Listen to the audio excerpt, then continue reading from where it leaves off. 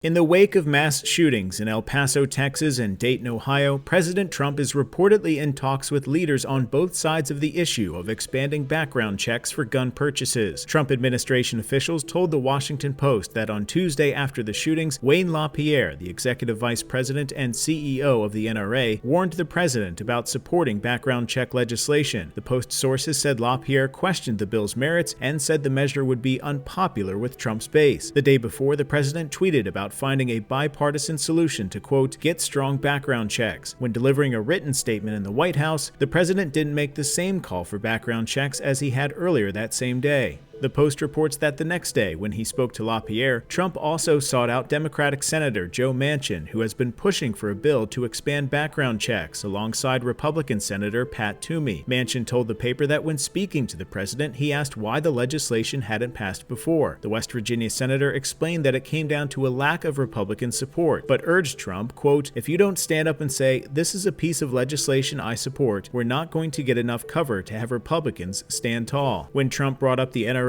concerns over the proposed bill, Manchin told the Post that he explained to the president that he didn't expect them to be supportive. Manchin reminded Trump the NRA also wasn't in favor of the law banning bump stocks on guns that his administration passed, telling the president that politically, quote, you didn't take any hit on that.